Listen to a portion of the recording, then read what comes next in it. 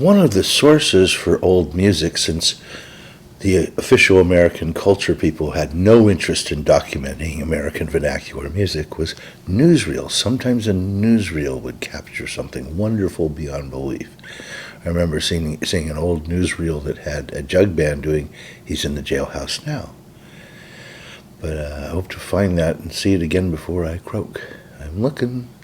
Anyway, this is Uncle John Scruggs, and this is from a newsreel. Bless their little hearts. Sometimes they might film, some music to use as background and film the actual performance or something, and then edit the music behind something more newsworthy than a fabulous, probably ex-slave playing banjo and a song, "The Little Old Log Cabin in the Lane," which is an 1871 pop hit. There's sheet music to this.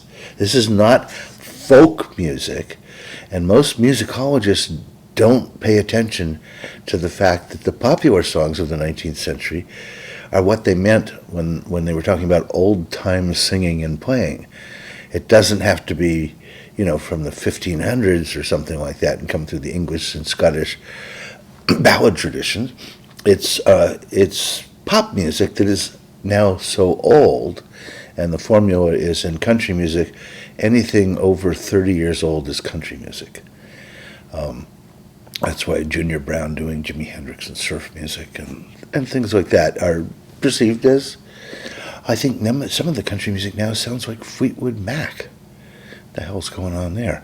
Anyway, but this is a pop tune, a minstrel tune, about blackface minstrel tune, about the little old log cabin in the lane that was run down where the slaves lived and all that. And that's basically what we are seeing here. This is just newsreel footage. This is not like done in Hollywood with costume changes and designers and set designers and all this stuff. There's a rundown cabin.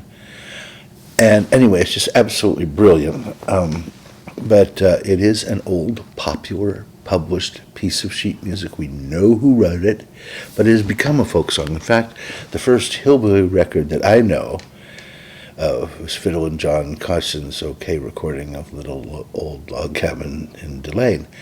Now, I'm cautious whenever I say something is first, because something always turns up later. And oh God, the first rock and roll record, don't get me started on that. It's not Rocket 88. Rocket 88 works if you can only go back to early R&B.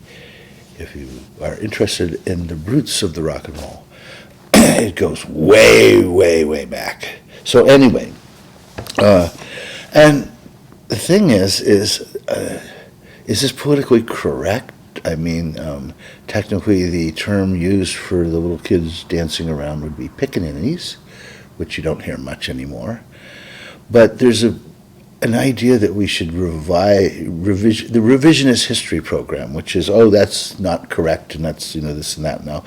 And what that is for, so as in 3 or 4 generations, we can pretend that none of the slavery business ever happened. In fact, there was a textbook put out a year or 2 ago, and the America of Immigrants, and the Africans, it said that the Africans came over here to work. All of us alive now know what happened, but in 100 years, we'll be thinking they came over here to work, and they had to get work visas and all that, and a bank to cash their paychecks in. But that wasn't how it was at all. This is somebody who was probably an old slave, playing a very old style of banjo, and it's wonderful beyond belief. It just really, what a miracle that some news cameraman would film this.